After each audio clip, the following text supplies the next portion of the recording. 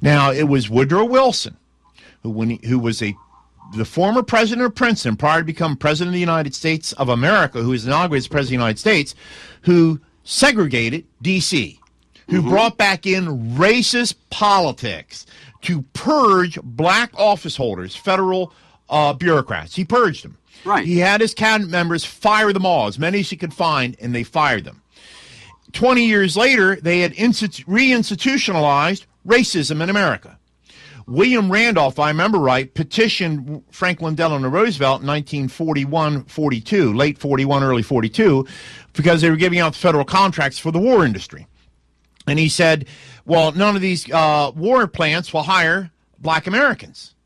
Well, after now close to 30 years of institutionalized, governmentally sanctioned racism, why would they? Yeah. Because now you've had a generation of racism. Yeah, so what a lot of people don't know about the African American history is that they did have freedoms. Correct. They were successful, and it wasn't until Wilson came along that all of this happened, that they had to sit in the back of the bus. I saw a video this morning on the internet, and it was the history of African Americans and showing how the white people were so mean to them. And you know what? I had to agree with the video. There are some pretty terrible things we've done. But it was terrible. It was sanctioned by government. Yeah, but the thing in the video is, they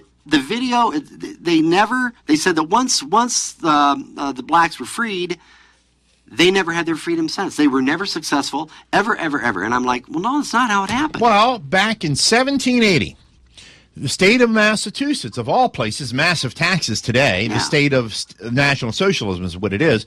But in 1780, they enacted a state constitution that all men stood free upon the soil of Massachusetts. All men at that time. All men, regardless of color. And an African slave, Quaco, was in Massachusetts, went to court.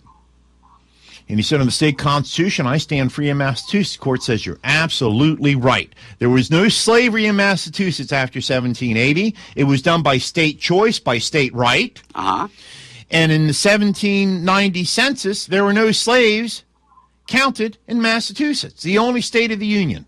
And not only were they free, but they did have rights then. They had property.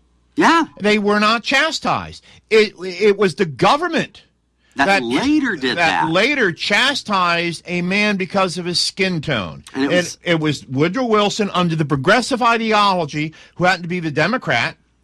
But then again, Warren G. Harding, Calvin Coolidge, and Herbert Hoover didn't make any changes in the policy of Woodrow Wilson. They kept the segregation in D.C. Well, they were all progressives, weren't they? They were all, to this day, they are progressives in both parties.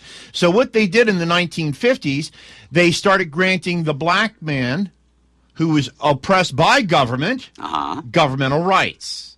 And said, come to us to government, we'll give you your rights. Yeah, now that we've taken it away from you, we'll give it back to you under statutory law, which gives the government control.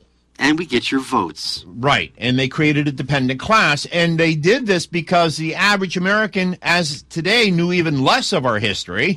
We know less today. How many people in America know that it was institutionalized and sanctioned federal racism? Policies of Woodrow Wilson, who was supposed to make the world safe for democracy. Nobody ever questioned that. We're not a democracy. We are a republic form of government. A republic form of government is where you and I vote for our neighbor to hold public office and do our bidding, not the bidding of these lobbyists. Yeah, Ben Franklin said, we give you a republic, and it's up to you to keep it.